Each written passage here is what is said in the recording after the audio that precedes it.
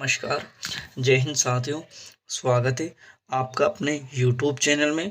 दोस्तों, राजस्थान से संबंधित कोई भी अगर अपडेट आती है तो सबसे पहले हम आपको इस वीडियो के माध्यम से, इस चैनल के माध्यम से प्रोवाइड कर देते हैं। तो आप सभी से हमारा एक छोटा सा रिक्वेस्ट है, अगर आप हमारे चैनल पर पहली बार विजिट कर रहे हो या अभी तक आपने जो चैनल को सब्सक्राइबर नहीं किया है तो जाकर चैनल को सब्सक्राइबर कर लें, जिससे राजस्थान से संबंधित कोई भी अपडेट अगर आती है तो सबसे पहले हम आपको इस चैनल के माध्यम से बता देंगे। देखो, राजस्थान के अंतर्गत संविदा कर्मचारियों के लिए खुशखबरी है। तो खुशखबरी क्या है हम आपको बता देते हैं। कैबिनेट मंत्री ने जारी किया नोटिस कि फिलहाल कुछ दिनों के अंदर कैबिनेट मंत्री है, उन्होंने एक नोटिस जारी किया है जिसके तहत संविदा कर्मचारियों को परमानेंट करने की बात की, यानी कि फर्स्ट, सेकंड और थर्ड लिस्ट में कौन कौन से ऐसे संविदा कर्मचारी जिनको परमानेंट किया जाएगा।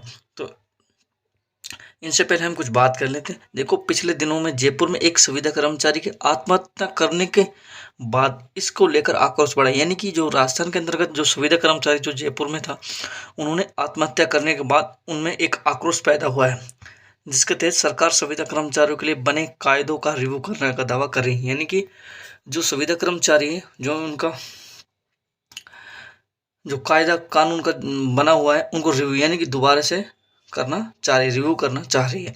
लेकिन हकीकत तो यह है कि पिछली सरकार के समय संविदा कर्मचारियों को नियमित करने के लिए बनी गाइडलाइन भी राहत नहीं दे पा रही। यानी कि संविदा कर्मचारियों को जो पिछली सरकार थी, उन्होंने भी परमानेंट नहीं किया, सिर्फ एक राहत दी संविदा कर्मचारियों को। लेकिन जो संविदा कर्मचारी है वो लंबे समय से राह देख रहे हैं, लेकिन उन्हें अभी तक जो कोई परमानेंट करने का जो नोटिस है या नियुक्ति पत्र है, या अभी तक कोई भी ऐसी प्रक्रिया नहीं है जिससे संविदा कर्मचारी परमानेंट हो सके। हालात ये हैं कि कई सालों तक विभागों में सेवाएं देने के बाद भी उन्हें न्यूनतम मजदूरी तक नहीं मिल पा रही। यानी कि जो संविदा कर्मचारी हैं, कई सालों तक जो संविदा कर्मचारी जो लगे हुए हैं कई विभागों में और अपनी जो सेवाएं दे रहे हैं, तब भी उन्हें जो मजदूरी है वो न्यूनतम मिल पा रही है, यानी कि नाम मात्र की जो मजदूरी वो मिल पा रही है, जिससे उनका जो घर खर्चे वो भी चलना असंभव है। तो इन सारी बातों को लेकर राजस्थान के जो कैबिनेट मंत्री है, उन्होंने ये नोटिस जारी किया है। तो हम आप लोगों को तो राजस्थान के अंतर्गत संविदा कर्मचारियों को लिए एक और बात यह है कि देखो, प्रदेश में निरक्षरता का कलंक दूर करने वाले प्रेषकों को अभी भी स्थायी नौकरी का इंतजार है। यानी कि जो राजस्थान के अंतर्गत जो संविदा कर्मचारी कार्य कर रहे हैं, उनको जो नौकरी करने का जो इंतजार है वो लगभग समाप्त होने वाला है। साक्षरता विभाग ने प्रदेश भर में 28,000 से अधिक प्रेरकों की 20 साल तक की सेवाएं ली। यानी कि केंद्र व राज्य सरकार की ओर से प्रेरकों को दूर योजनाओं में लगाव देने के दावे किए हैं। इसके बाद भी प्रेरकों को अभी तक पक्की नौकरी नहीं मिलवा सके। तो इन सब बातों को देखकर अगर बात की जाए तो सभी, देखो, लगभग कोई भी सरकार हो अपने फायदे के लिए करती है। तो इन सब बातों को लेकर फिलहाल बीजेपी की सरकार, सीएम भजनलाल शर्मा ने यह फैसला लिया है कि जल्द ही जो संविदा कर्मचारी है इनको परमानेंट किया जाए। तो फर्स्ट और सेकंड, थर्ड लिस्ट के तहत कौन कौन से संविदा कर्मचारी जिनको परमानेंट करने की बात की गई है।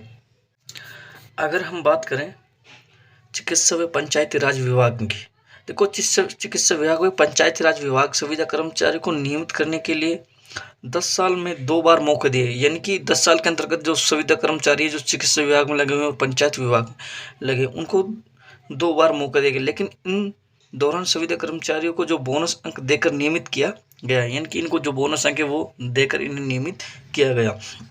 इन विभागों में काम करने वाले कई संविदा कर्मचारियों को 5 वर्ष से कम की सेवा होने की वजह से नियमित होने का फायदा नहीं मिल पाया। यानी कि जो ये ऐसे संविदा कर्मचारी, जो इनमें कई संविदा कर्मचारी ऐसे हैं जिनकी जो सेवा की अवधि वो 5 वर्ष नहीं हुई, इनकी वजह से इनको जो नियमितीकरण की जो प्रक्रिया उसमें से शामिल नहीं किया गया, यानी कि इन्हें हटा दिया गया।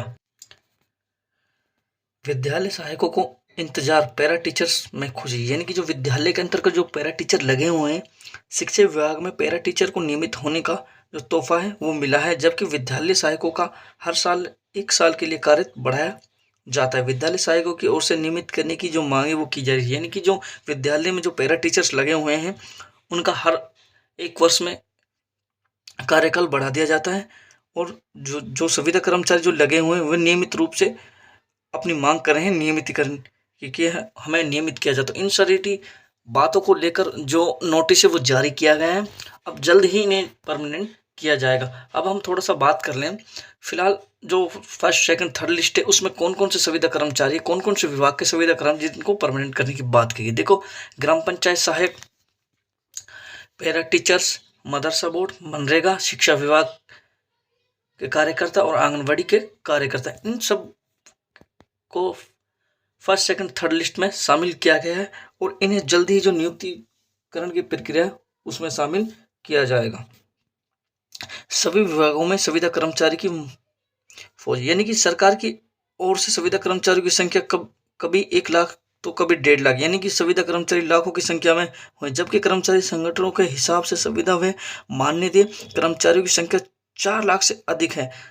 सरकार महकमों में नियमित भर्ती नहीं होने की वजह से हर विभाग में संविदा कर्मचारी की लंबी फौज जमा हो रही है, लेकिन इन्हें जो परमानेंट की जो प्रक्रिया है उनमें अभी तक शामिल नहीं किया। तो सरकार इन्हें जल्द ही संविदा कर्मचारी को परमानेंट करने की बात करेगी। अब तक के लिए इतना ही, मिलते हैं नेक्स्ट वीडियो में। जब तक के लिए बने रहिए नेक्स्ट वीडियो के लिए। जय हिंद।